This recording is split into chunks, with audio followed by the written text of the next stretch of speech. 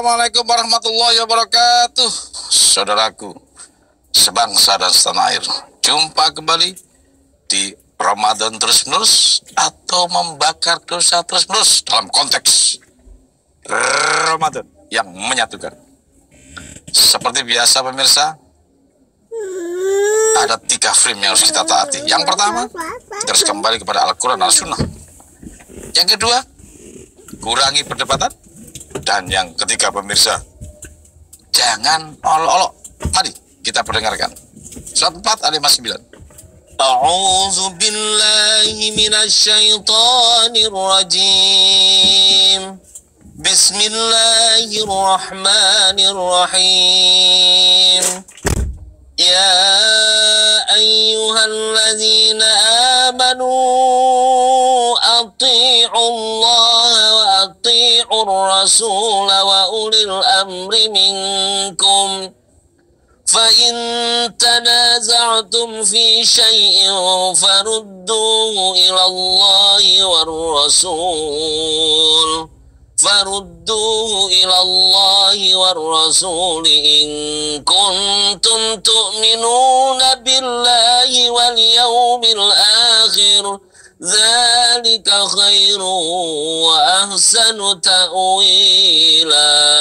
Artinya, hai orang-orang yang beriman, taatilah Allah dan taatilah Rasulnya dan ulil amri di antara kamu. Kemudian, jika kamu berlainan pendapat tentang sesuatu, maka kembalikanlah ia kepada Allah, Al-Quran dan Rasul sunnahnya. Itu yang pertama pemirsa. Yang kedua, kurangi perdebatan. 40:56. Sesungguhnya orang-orang yang memperdebatkan tentang ayat-ayat Allah tanpa alasan yang sampai kepada mereka, tidak ada dalam dada mereka, melainkan hanyalah keinginan akan kebesaran yang mereka sekali-kali tiada akan mencapainya. Maka mintalah perlindungan kepada Allah. Sesungguhnya Dia Maha mendengar lagi Maha melihat. Dan yang ketiga pemirsa, jangan olok-olok. Diazab oleh Allah. 459. Dan apabila dia mengetahui barang sedikit tentang ayat-ayat kami, maka ayat-ayat itu dijadikan olok-olok. Merekalah yang memperoleh azab yang menghinakan. Ternyata mengolok-olok itu diazab. Dan pemirsa, seperti biasa, senantiasa judulnya berubah-ubah. Untuk kali ini, judulnya luar biasa. Ketahanan pangan. Bagaimana mungkin kalau pangan kita ini berkurang, berbahaya di bumi pertiwi ini pemirsa. Karena itu saya undang sahabat-sahabat santri yang pertama, Mas Rahman dari Bukit Tinggi. Silakan Mas Rahman masuk. Assalamualaikum. Waalaikumsalam. Apa kabar? Baik, Cak Rahman, silakan duduk. Terima kasih. Monggo. Yang kedua pemirsa, akan saya undang Mas Budi dari Padang yang juga pernah tampil di sini. Mas Budi, silakan masuk. Luar biasa. Assalamualaikum. Sudah buka ini. Alhamdulillah. Dan yang ketiga pemirsa, dari Payakumbuh, saya undang Datuk. Silakan masuk. Datuk, apa kabar? Waalaikumsalam warahmatullahi wabarakatuh. Luar biasa ini. Aduh, Mas Rahman. Di dalam bulan puasa yang sebegini, sulitnya kendaraan dari Padang, ya katakanlah seperti itu, hingga sampai Jakarta. Bagaimana? Saya dengar baru hari ini nyampe di sini. Ya, baru tadi siang. Belum istirahat dong? Sempat sebentar. Sempat. Apa kegiatan sehari-hari Mas Rahman? Saya bertani dan beternak. Bertani dan beternak. Ya. Ya nanti tentu ada ya bedanya tani sama ternak. Betul. Betul ya? Betul. Mas Budi, seorang mubalik seperti biasanya masih tetap menyampaikan ayat Al-Quran, masih siapa-siapa di Padang, masih menyampaikan Al-Quran dan lebih banyak ke kampung-kampung yang seperti kata Bang Rahmat. Akhirnya kenal melalui proses Al-Quran. Proses tentu pasti ada kaitannya ya. Pasti. Pertanian dan peternakan di sisi Quran. Pasti. Baik. Yang ketiga, Datuk. Ya. Datuk itu bisa nggak dikatakan orang yang sepuh, orang yang atau tokoh masyarakat deh? Iya. Kalau lebih kepada sebagai tokoh masyarakat. Iya, tokoh masyarakat. Kalau di Minang itu, Datuk itu merupakan seorang pemimpin bagi kaum atau suku. Oh, berarti setelah Al-Quran disampaikan, kemudian dilaksanakan sebagai aplikasi oleh Mas Rahmat. Setelah timbul aplikasi yang luar biasa untuk masyarakat, nanti Datuk yang gedor ke masyarakat untuk melakukan perubahan. Betul. Begitukah? Iya, betul. Berarti tiga pendekar ini harus tetap berjalan seiring ya? Iya. Berarti 3 in 1 dong? Ya. Pemirsa, kemarin sudah kita bahas tentang kelautan. Hari ini tentang ketahanan pangan. Memang bicara pangan. Ngomong-ngomong, Mas Ayub dan Mas Burhan dari Babus Salam, kalau nggak makan mati nggak? Mati pasti. Jadi pemirsa, pangan ini penting pemirsa. Berarti betul ya di Al-Quran selalu ada to'am miskin. Oh, to'am. Ya, jadi to'am itu penting ya. Coba baca dulu surat 107 1 sampai 5. Pasal Ara'aital ladzi yukadzibu bid-din fadzalikal ladzi yad'ul yatim wala yahuddu ala ta'amil miskin. Ta'amil miskin. Bahasa Indonesianya apa ta'amil miskin? Tahukah kamu orang yang mendustakan agama? Itulah orang yang menghardi anak yatim dan tidak menganjurkan memberi makan orang miskin. Jadi pemirsa, perintah Allah disebutkan di dalam Al-Quran. Pendusta agama itu adalah orang yang tidak pernah mendorong orang lain memberi makan orang miskin. Apapun modelnya. Pendusta itu kalau nggak ngurus makannya orang miskin, maka to'am, mil miskin atau to'am sangat menjadi bagian terpenting di dalam beragama. Sedangkan makanan tidak bisa enggak. Hanya satu bersumber dari ketahanan pangan yang di dalamnya adalah pertanian, peternakan, dan juga ada unsur perkebunan, pemirsa.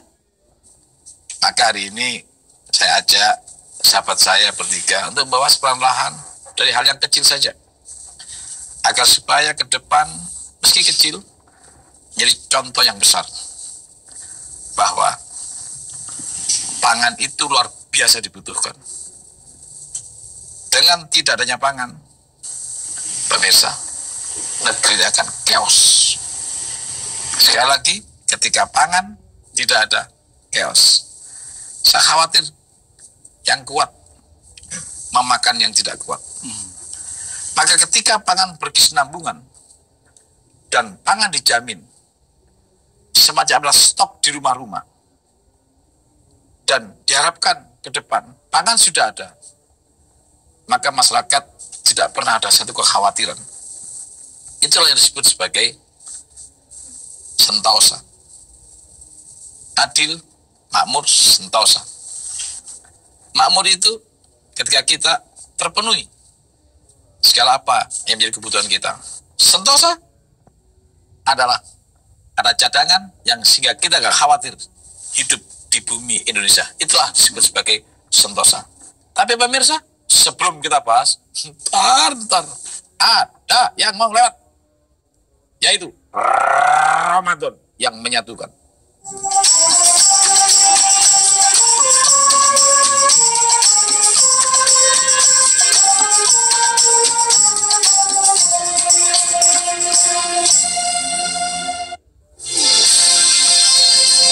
Kain Nusantara mengenal tradisi pusaka turun-temurun. Lembar demi lembarnya memiliki nilai seni, sejarah, edukasi, budaya, dan ekonomi.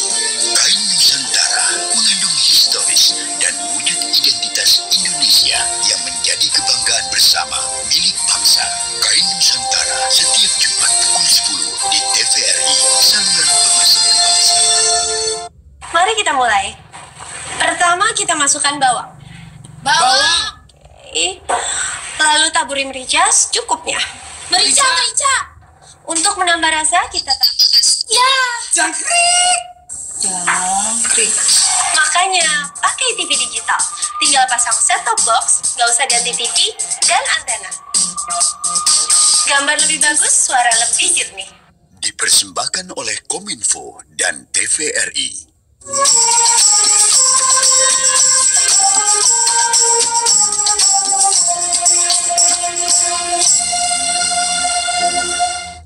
Pemirsa, gabung kembali di Ramadan yang menyatukan pangan. Maka pada waktunya di Indonesia ke depan akan punya lumbung beras di rumah masing-masing ketika pangan sudah swasembada. Mas Rahman, berkaitan dengan pangan, Ya. apa yang dilakukan Mas Rahman sebagai seorang katakanlah praktisi? Betul. Tadi yang saya dengar bahwa sudah mulai untuk beralih dari bidang yang lain ke pertanian dan peternakan. Betul. Apa yang sudah dilakukan? Siap. Ya, Cak Nur. Ya. Seperti di Al-Araf 58 itu bahwa Al-Araf 58. ya, Bahwa tanah yang subur itu menghasilkan tumbuhan yang subur. Subhanallah. Tanah yang rusak menghasilkan tanaman yang merana. Subhanallah. Artinya sebagai bentuk kesyukuran kita diberi tanah yang subur, maka kita harus memelihara kesuburannya itu. bukan malah dirusak. Makan malah dirusak. Aplikasinya seperti apa? Seperti yang diinikan di surat 16 ayat 11 An-Nahl. Ini ngomong-ngomong Sebelah. petani kok jadi mubalik ini. Luar biasa ini. Memang Iya. kalau Al-Quran sudah Karena- masuk di hati manusia di mana-mana, Iya. semuanya akan berprinsip yang sama. Enggak akan ada keributan, nggak ada Insyaallah. keributan. Ya. Nah, Kami ulang lagi bertiga surat memang belajar. 7 7 ayat 58 bahwa tanah subur itu tidak merana gitu aja. Dan yang kedua, dan harus dipelihara, harus dalam dipelihara. bentuk kesyukuran kita. Bentuk kesulitan kita adalah memelihara. Memelihara Surat 16 kesyukuran. berapa tadi? 16 ayat 10. 16 ayat 10 dan 11. Sebelum diteruskan dibaca dulu ya. Oh iya, Daripada nanti kita ngomong ya, Iya. ternyata bohong, betul. tidak ada ayatnya kan, jadi nggak karu-karuan kita nih. Siap. Benar. Ngomong nggak berdasar. Gitu ya. Harus ada Surat 7 dasarnya. Ayat 58. Monggo Mas Dan bahasa tanah Indonesianya. yang baik, tanaman-tanamannya tumbuh subur dengan izin Allah. Terus? Dan tanah yang tidak subur, tanaman-tanamannya hanya tumbuh merana. Luar biasa. Coba yang satu lagi. Surat 16 ayat berapa tadi? 10. Ini kayaknya diajarin sebelah ya. Diajarin sebelah Ketahuan, ya. kayaknya ini.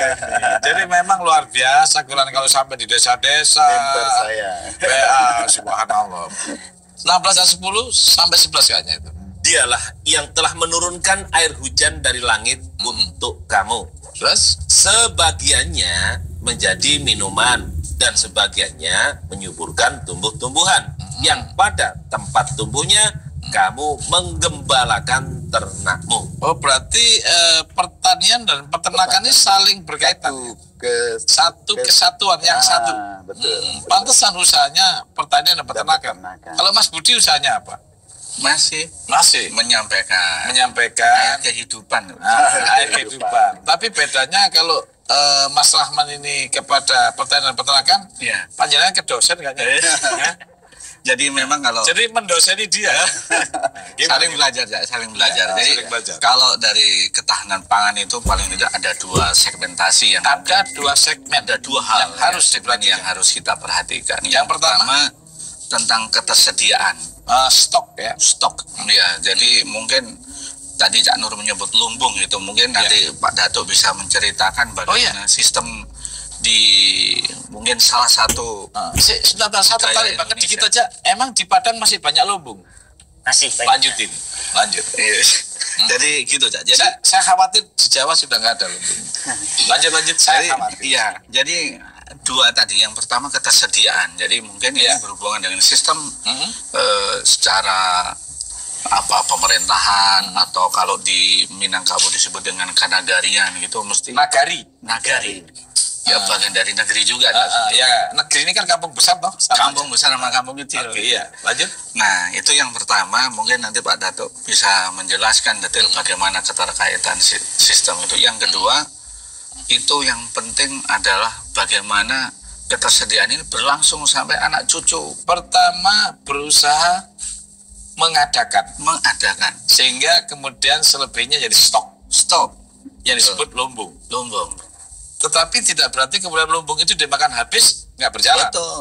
Betul. Nanti harus ada manajemen kesinambungan. Nah, itu yang betul ya. Jadi untuk mempertahankan kesinambungan, keberlanjutan, bahwa pangan ini memang menjadi sesuatu yang sangat penting dalam to'amil miskin tadi, maka perlu juga ada suatu pengelolaan manajemen, bukan hanya sistem fisik saja, sistem yang mengelola jiwa-jiwa yang bisa mengelola stok-stok tadi itu ya. Ngomong yang jelas, nggak usah pakai disimpan-simpan. Artinya Qur'ani gitu. Artinya pertama orang itu harus Qur'ani. Terus kalau ngelola yang gitu untuk kepentingan masyarakat, jangan dikorup. Itu aja kan maksudnya. Gitu aja kok susah ngomongnya. Nggak apa-apa, puasa ngomong gitu nggak apa-apa. Untuk memperingatkan. Amin. Jadi pertama adalah ketersediaan. Yang kedua kesinambungan, betul. Kesinambungan ini juga sulit ya kalau nggak kita di situ di dalamnya orang-orang yang bagus. Betul. Karena kemenangan itu bisa mudah, tapi mempertahankan kemenangan itu yang sulit. Baik, berarti ada satu manajemen yang harus didengar oleh masyarakat. Betul. Maka tentu diperlukan tokoh-tokoh masyarakat yang barangkali sewaktu-waktu untuk memberikan informasi tentang ini semua kepada masyarakat. Betul ya. Bagaimana? Saya manggilnya Datuk, Pak Datuk, Mas Datuk. Datuk aja nggak apa-apa ya? Datuk aja. Bagaimana Datuk? Iya, tadi kan sudah disinggung masalah nagari. Ya, kalau untuk ruang lebih besarnya itu negeri. Ya, kalau bicara nagari, tadi sudah disampaikan Pak Rahman bidangnya pertanian, peternakan. Kemudian Pak Budi sudah menyampaikan harus ada ketersediaan. Artinya lumbung. Nah, kalau kita bicara lumbung, itu kalau di Minangkabau itu ada namanya rangkiang. Kalau urutannya ada rumah gadang, di sebelahnya tuh ada rangkiang. Rumah gadang itu restoran bukan? Masa saya kok tak pikir restoran aja tahu. Apa rumah gadang? Rumah adatnya orang Minangkabau. Rumah adat. Iya. Nah, biasanya di samping rumah gadang itu ada namanya rangkiang. Iya. Jadi fungsi rangkiang itu adalah untuk menyimpan padi. Subhanallah. Tapi itu dimanfaatkan bukan untuk kebutuhan sehari-hari, untuk persiapan kalau misalnya terjadi pacek. Iya, betul. Atau terjadi dimakan orang. Iya. Luar biasa ya. Sebetulnya Datuk, orang-orang dahulu kala itu jauh lebih rinci ya pemikirannya. Bahwa ketika pada waktunya ada paceklik, dia sudah ada persediaan. Betul. Iya. Nah, itu dilakukan setiap kota atau setiap desa ada lumbung-lumbung itu. Kalau lumbung itu atau yang disebut rangkiang itu biasanya masing-masing suku. Masing-masing suku. Iya, di Minang itu kan terdapat banyak suku. Iya. Apakah sampai sekarang masih ada budaya? Masih ada. Budaya untuk menyediakan atau memelihara stok ya. Iya. Jangan sampai stok itu kemudian Akibat kita paceklik lalu kebingungan. Ya, barangkali mungkin sebagian sudah ada yang sudah hilang, tapi mungkin mulai dari sekarang kita mudah-mudahan lagi ya. Iya, Karena saya pernah datang ke satu tempat, pemirsa, namanya Baduy. Baduy itu kesininya Banten. Saya ingat di daerah Ciboleger. Nah, di sana ketersediaan dan kesinambungan ya katakanlah pangan itu, maaf pemirsa ya, di sana saya dengar 7 tahun untuk yang akan datang sudah dipersiapkan, jangan sampai kita kelaparan. 7 tahun, tapi nanti kita bahas kenapa 7 tahun, dan di Al-Quran ada loh pemirsa. Tapi tunggu dulu, ada yang melek, yaitu Ramadan yang menyatukan.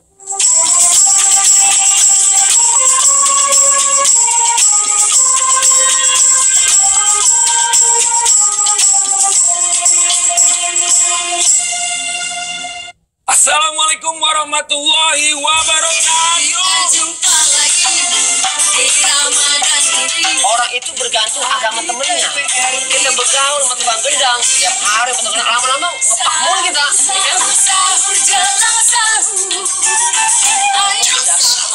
Setiap hari pukul 3 waktu Indonesia Barat di TVRI. Ramadan, bulan suci.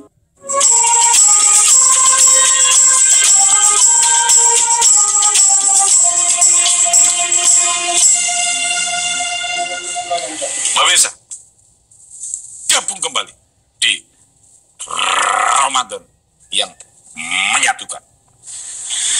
Wah, luar biasa ternyata pangan yang diperlukan. Saya sebelum ke Mas Rahman, dikit lagi saya ke Datuk.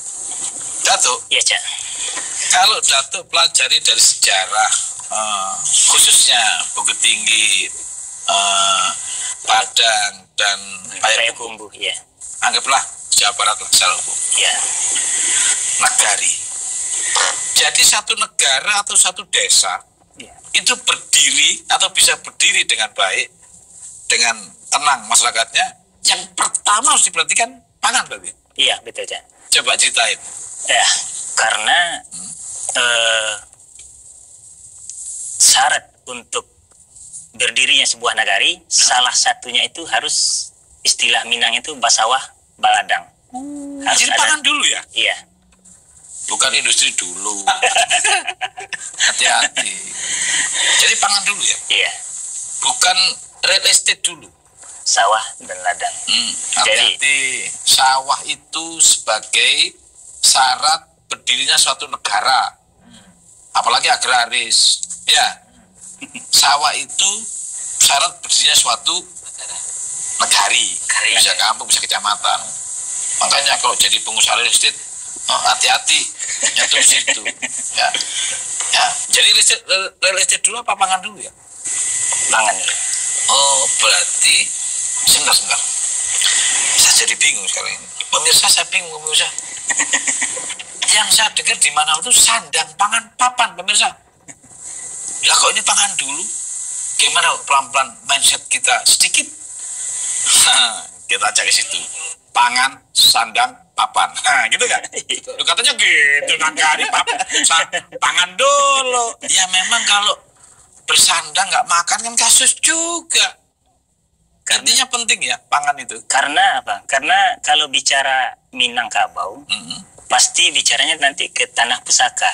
Tanah pusaka, Minangkabau, Ya. tanah pusaka. Jadi masing-masing datuk di Minang itu harus punya sawah dan ladang. Artinya tanah pusaka, tanah warisan, dan Tanah tidak boleh warisan dijual. dan tidak boleh diapa-apakan. Tidak boleh Kecuali diapa-apakan. dikelola untuk kepentingan pangan. Kepentingan pangan. Bukan dirubah jadi real estate. Enggak. Yang bermanfaat Kepentingan untuk anak kesejahteraan anak menakan. Alhamdulillah. Iya. Saya tenang jadinya. Mungkin itu kali. Kan. Bukti orang-orang tua kita dulu takut dengan Allah, takut meninggalkan generasi yang lemah, sehingga disediakan dulu Wah, biasa. pangannya sampai sistemnya ada rangkiang, mungkin ada lumbung, mungkin di masing-masing budaya Indonesia ada menyiapkan kesejahteraan. Mungkin Nabi Yusuf dulu kalau nggak salah juga Kayak Quran juga bahas gitu. Emang ada? Emang Nabi Yusuf ngomong gitu apa?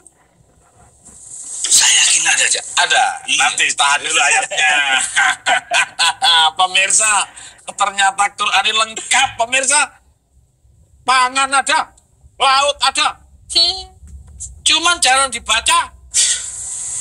Baca sih. Cuman kagak ngerti karena kadang-kadang cuman bahasa lain, makanya dua-duanya bahasa Arab dan terjemahan supaya tahu ada lumbung. Ya, Mas Rahman, apa usaha yang dilakukan dalam rangka tetap mempertahankan pangan? Ya. Jadi tadi antara pertanian dan peternakan itu ada satu kesatuan seperti itu. Ya. Dan ketika kita memproduksi di pertanian ini kan ada limbah. Ya. Nah, limbah ini kalau kita tidak olah itu bisa menjadi merusak. Misalnya kalau salah kita mengolahnya, misalnya dengan membakar, itu kan bisa merusak tanah. Nah, caranya adalah dengan mengolah limbah pertanian ini, misalnya jerami itu, menjadi pakan ternak. Sebentar. Sehabis panen, Ya, diambil berasnya, tinggal jeraminya. betul. Ini termasuk kotoran. Ya, Kan gitu kesannya. betul. Sekarang ini karena ada teknologi dan manusia mulai kembali kepada budidaya itu, pola pikirnya bukan ke industri, bukan itu, Betul. ya. Ya. Maka ditemukanlah sebuah ilmu yang tadinya sampah ini ulang lagi menjadi Jadi kita olah menjadi pakan ternak yang kaya dengan nutrisi yang dibutuhkan oleh ternak. oh, jadi jerami itu bisa menjadi pakan ternak. Pakan ternak Dicampur. dengan dedak yang dari ketika kita membuat beras itu ada dedak, itu dicampur, difermentasikan dengan menggunakan mikroba yang baik, sehingga ini menjadi nutrisi yang baik bagi ternak. Artinya jerami ini yang dulunya dibakar, sekarang bisa dibudidayakan menjadi pakan ternak. Sehat nggak? Ternaknya sehat. Ternak. Oke, lanjut. Nah, ini dulu sebenarnya sudah dilakukan oleh nenek moyang kita, tetapi ada masa di mana kita meninggalkan itu. Nah, sekarang kita kembali lagi Diulang kembali mengolah itu, gitu ya. Jangan sok ke barat-baratan. Betul. Jadi kita kembali ke culture ya. Lanjut. Nah, kemudian ternak ini kan juga ada limbahnya, kotorannya. Ternak ada limbahnya, ya. Nah, kalau kita buang begitu saja, ini juga akan merusak. Menjadi sampah lagi, bisa merusak lingkungan. Iya. Terus? Nah, dengan bantuan teknologi itu tadi lagi, kita rubah menjadi pupuk yang langsung siap dipakai oleh Pupuk pertanian untuk itu. pertanian itu sendiri. Pertanian itu sendiri, gitu. Loh. Sehingga boleh dikata di dalam produksi itu ada zero waste, tidak ada lagi limbah yang merusak alam seperti itu. Nol, betul ya, semuanya bermanfaat. Dimanfaatkan, diberi nilai tambah. Gak apa-apa ya. Kan tadinya kotoran jadi makanan lagi. Halal dari tanah kembali ke tanah. Oke. Luar biasa. Kalau hatinya petani, peternak, orang yang ngurusin kebun, ngurusin perairan, ngurusin real estate pun, kalau dia hatinya kena wahyu, ada Al-Qur'annya, wah luar biasa. Pasti selalu menjaga keseimbangan. Berarti masih lebih bagus dari kotoran tadi menjadi pupuk. Dengan proses pupuk jadilah padi lagi, kita makan daripada korupsi. Oh, sangat itu ya, itu sangat lebih bagus. Jadi pemirsa, teknologi yang dikembangkan untuk kepentingan kemaslahatan manusia dengan dikelola oleh hati yang lurus, itu menjadi sebuah manfaat yang luar biasa. Maka perubahan-perubahan yang hari ini berjalan, ya, tetap sebetulnya tujuannya sama, yaitu hidup ini harus bermanfaat bagi siapapun. Betul. Sebentar, Dato, saya tertarik. setelah jadi pupuk dan kemudian pupuk itu dibuat pupuknya padi. Ya. Oke. Apakah ada selain dari pertanian ini Mas Rahman berpikir tentang peternakan? Iya. Karena kaitannya kan ada ternaknya nih sebetulnya. Iya. Kan sayang kalau ini dipisah-pisahkan. Betul. Karena tani sama ternak ini luar biasa di dekatnya. Iya. Oke. Jadi semua bisa dilakukan apakah dari pertanian ke peternakan, dari peternakan ke pertanian, atau nanti di tengahnya itu kita selipkan lagi perikanan. Contoh yang saya lakukan, saya berternak puyuh. Ya, puyuh. Kotorannya itu kita buatkan biogas. Gasnya diambil untuk masak, untuk keperluan rumah tangga. Kotoran puyuh itu jadi gas. Bisa Jadi, untuk masak. Bisa menimbulkan api. Ini mengurangi kebutuhan kita terhadap bahan bakar fosil yang terbatas. Kalau ini kan tidak terbatas. Jadi ini kita gunakan. Nah, nanti ada namanya sluri lagi, cairan dan padatan yang keluar dari reaktor biogas itu. Nah, ini kita masukkan ke lele.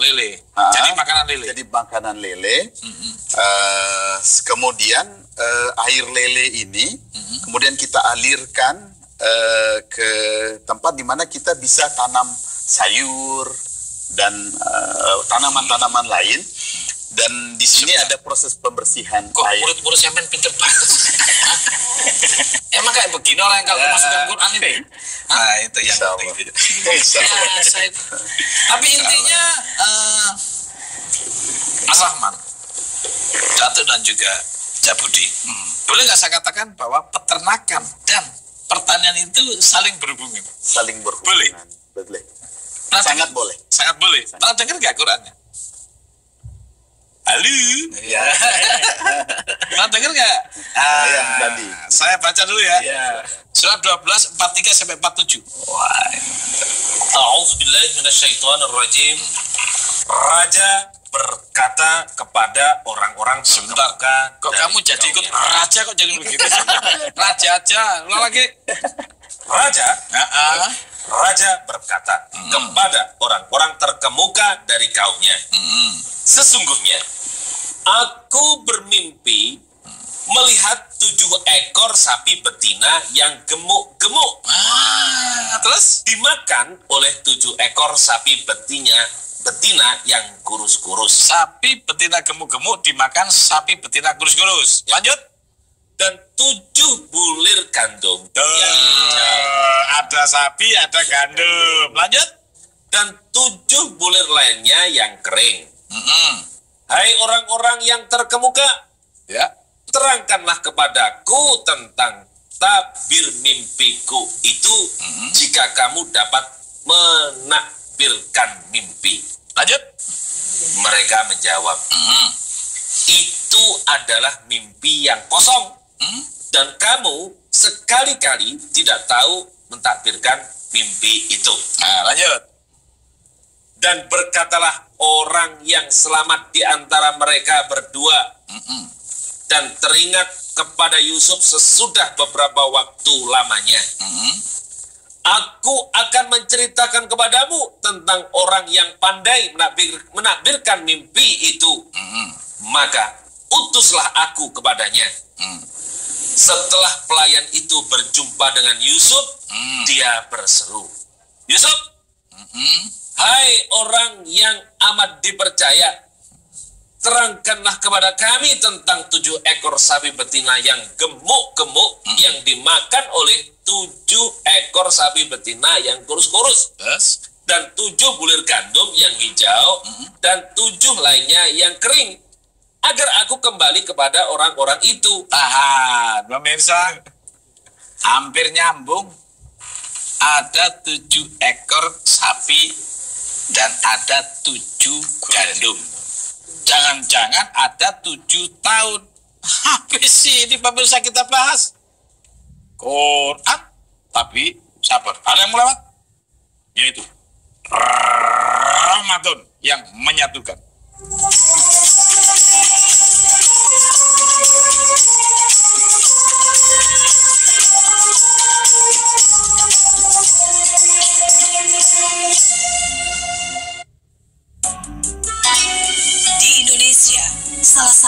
daerah sentral penghasil jati adalah Kabupaten Muna, Sulawesi Tenggara. Namun kini, cerita kejayaan Jatimuna itu mulai memudar seiring berkurangnya populasi hutan Jatimuna.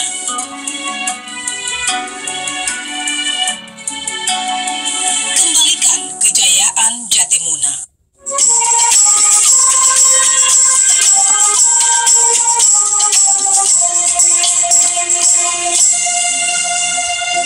Silakan. Pemirsa, gabung kembali di Ramadan yang menyatukan. Pemirsa, saya ulang lagi supaya pemahamannya lebih kafah. Tidak ada masalah-masalah, diulang dari awal. Surat 12 ayat 43 sampai 47.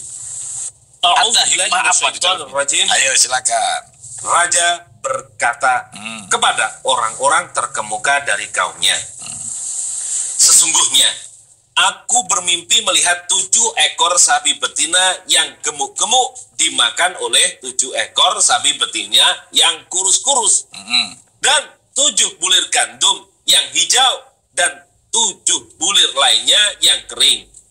Hai orang-orang yang terkemuka, terangkanlah kepadaku tentang tabir mimpiku itu jika kamu dapat menafsirkan mimpi.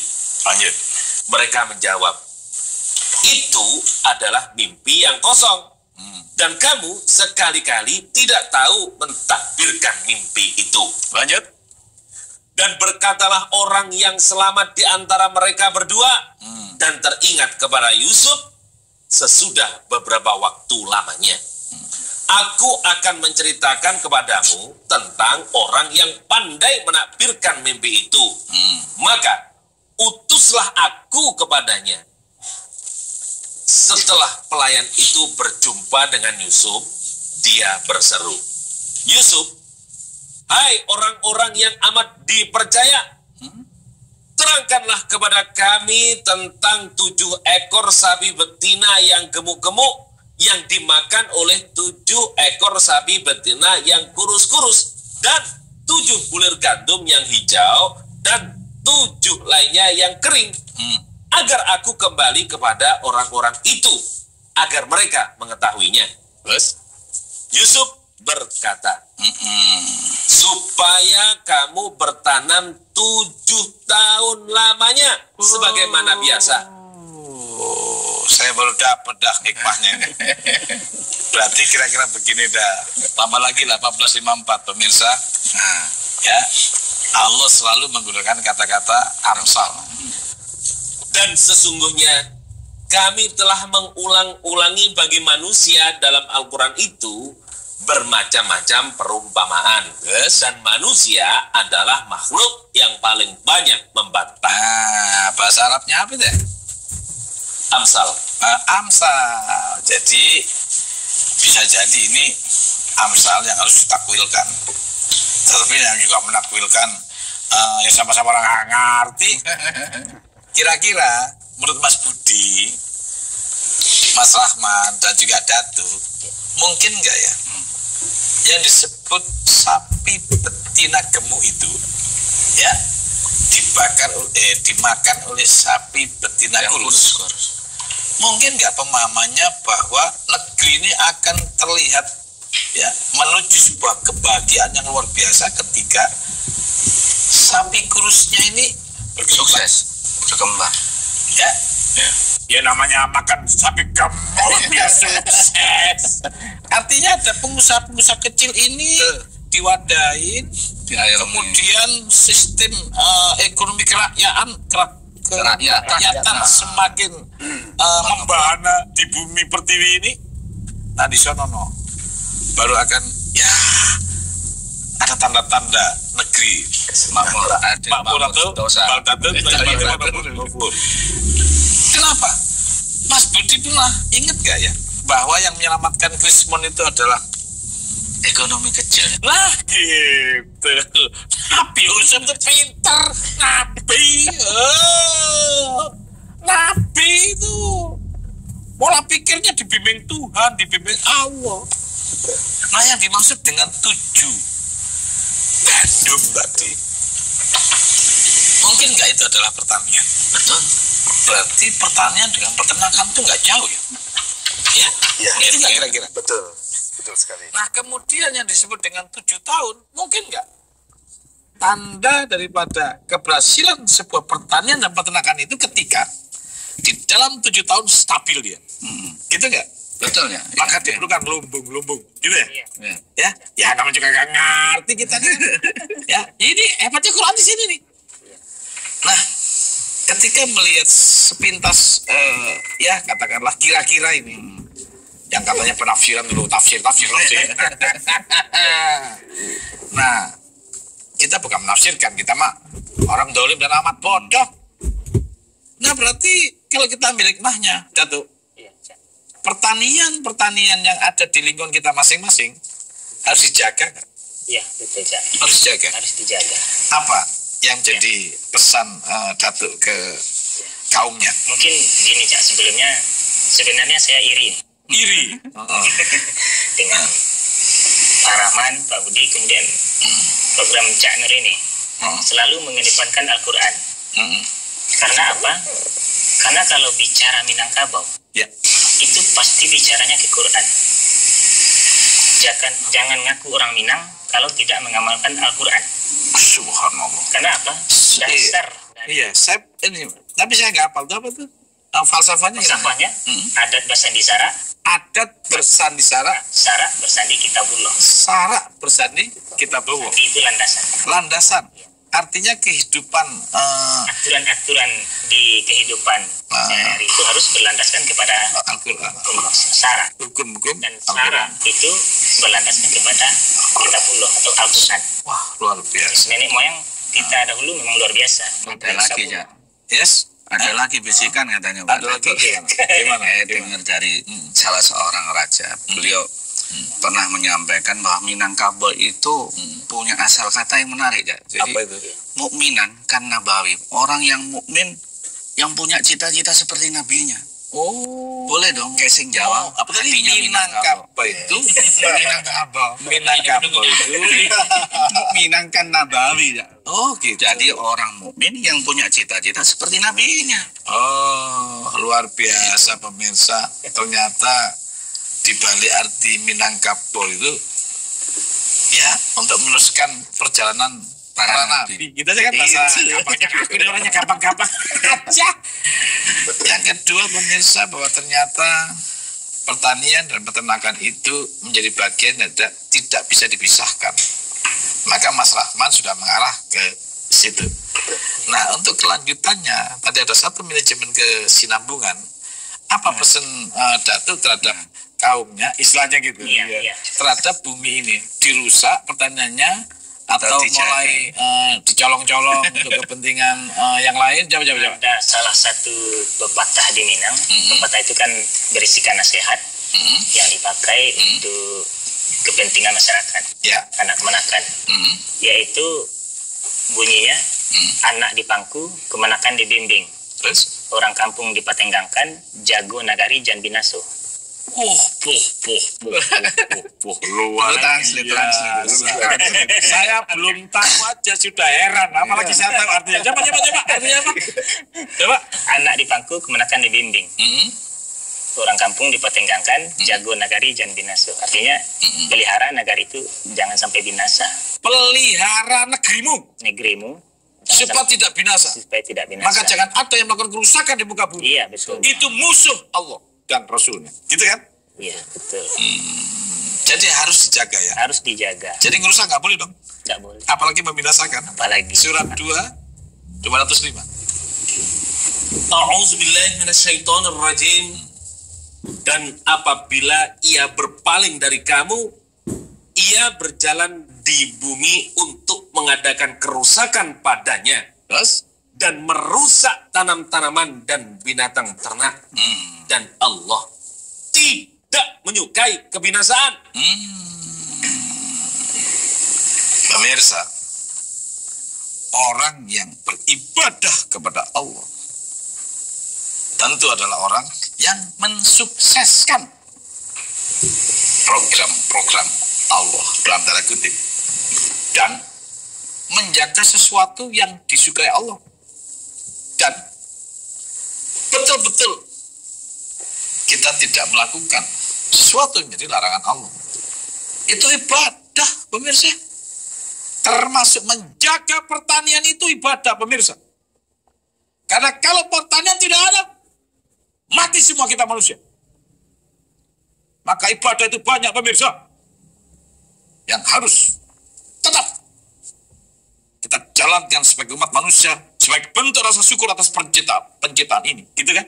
Betul ya. Diciptakanlah rumput, diciptakannya padi. Kalau ini semua gak kita jaga, berarti kita merusak diri kita sendiri. Betul. Gitu kan? Betul ya. Jadi terusin Mas Rahman. Siap. Ya, Cak Budi, bawa terus Wahyu. Dan Datuk, tetap kita jangan lupa setiap saat senantiasa mengingatkan ke masyarakat untuk tidak melakukan kerusakan, termasuk untuk tidak melakukan pemindahan peruntukan. Itu pemirsa, nanti kita bahas, masih banyak yang memindah peruntukan pertanian jadi yang lain. Tapi pemirsa, kita tunggu dulu karena ada yang mau lewat. Siapa itu? Ramadan yang menyatukan.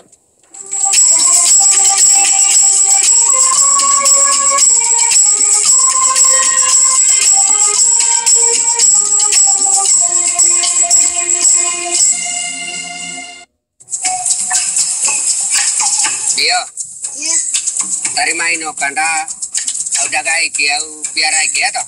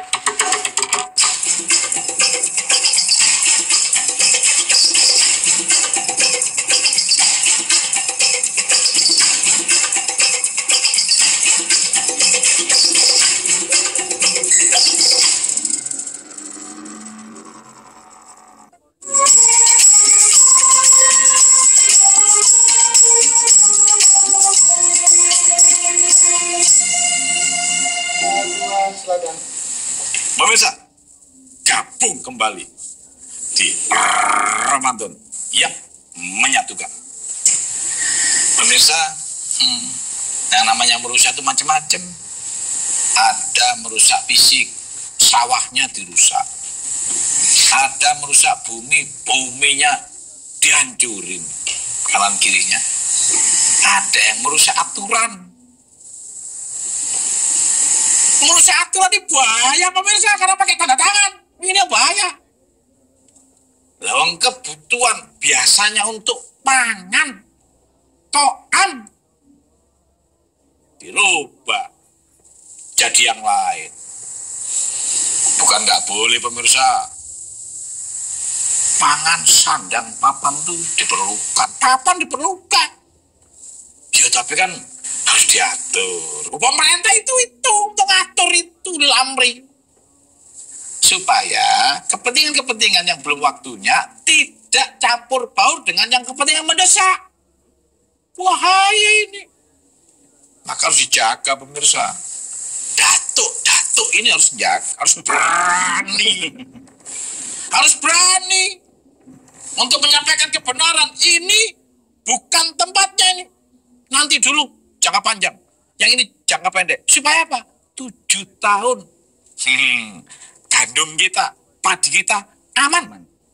Supaya kesinambungannya top. Gitu. Jadi merusak itu termasuk, pemirsa. Mari kita jaga negeri kita, kampung kita, dan juga daerah kita masing-masing. Supaya tangan jahil itu, ini maksudnya tanda tangan ini loh, pemirsa. Ini maksudnya tangan jahil itu. Itu yang melakukan kerusakan. 3041. Ini. Silakan.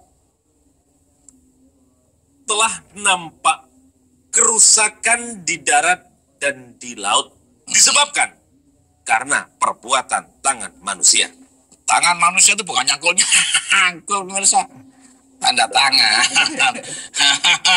Tanda tangan ini mau bulan puasa, diingetin Allah pemirsa. Tanda tangan yang lurus. Yang punya tanda tangan. Kita nggak punya tanda tangan. Tapi tetap berjuang demi kepentingan bangsa dan negara. Gitu. Biasa lagi acting. Kembali soal pertanian. Jadi kira-kira merusak itu nggak boleh ya? Nggak boleh. Harus kita pelihara. Pertanian dan peternakan. Pertanian dan peternakan itu kira-kira ada nggak ya hubungannya dengan perkebunan? Sangat ada. Kan Dan mungkin juga itu yang namanya kompos-kompos tadi. Betul. Untuk kepentingan perkebunan. Betul. Pemirsa, ada loh ayat perkebunan. 18 ayat 39. Itu timbulnya la quwata illa billah. Baca Arabnya. Walaula il dakhalta jannataka qulta ma syaa Allah la quwwata illa billah. In tarani ana aqalla minka malan wa walada. Dan mengapa kamu tidak mengucapkan tatkala kamu memasuki kebunmu, Masya Allah. Tahu-tahu tubuh pemirsa. Masya Allah. Quwwata illa billah. Sungguh atas kehendak Allah semuanya ini terwujud. Tiada kekuatan kecuali dengan pertolongan Allah. Sekiranya kamu anggap aku lebih sedikit darimu dari hal harta dan keturunan. Jadi pemirsa ternyata la quwata illa billah itu di sini kejadiannya. Memasukin kebun kaget. Tadinya kebun itu nggak ada apa-apanya, habis dibersihin, kasih air, tumbuh. Masya Allah. La quwata illa billah. Tiada kekuatannya Allah kalau bukan engkau yang memproses ini semua. Maka proseslah sebagaimana yang kita ditugaskan Allah sebagai khalifah. Dan khalifah ini juga harus ada pengajaran, bentuknya wahyu. Setelah wahyu diajarkan, dilaksanakan, dan ngawasi dan dipelihara oleh datuk atau tokoh-tokoh masyarakat setempat dalam rangka yang sama demi kepentingan nagari. Yes, maka itu maksud saya perlu nanya. Apa pesan Nabi Muhammad pemirsa melalui hadisnya? Kita perdengarkan. Saya jadi abdi ajruhunna manalima ilman manalama ilman au ajra nahran au hafra bi'ran au gharsa nahlan. Rasulullah SAW telah bersabda akan mengalir pahala terus menerus kepada orang-orang yang satu, orang yang mengajarkan ilmu. Yang kedua adalah mengalirkan air, kemudian menggali sumur dan menanam pohon. Coba ulang lagi. Coba dengarkan pemirsa. Dengerin pemirsa. Akan mendapatkan pahala. Tahan dulu. Coba pemirsa dengerin. Hadis Rasulullah itu juga mengamati tentang pangan, pertanian, tumbuhan, dan juga air. Ya, ayo baca. Akan mendapatkan pahala yang terus menerus bagi orang-orang yang satu, orang yang mengajarkan ilmu. Kedua yang mengalirkan air. Dan yang ketiga adalah menggali sumur. Yang keempat adalah menanam pohon. Alhamdulillah, subhanallah pemirsa. Ternyata Rasulullah juga mengamati kalau nggak ada pohon, semua udara ini hilang karena udara ini fotosintesa antara pohon dengan matahari. Makanya ada perkebunan, pertanian, ya. Ini semua dikelola dengan baik, jangan dirusak. Nanti gundul jadi banjir, kita nggak napas pemirsa. Maka saya terima kasih sebagai pelaku-pelaku pertanian, pelaku-pelaku perkebunan dan peternakan untuk menjaga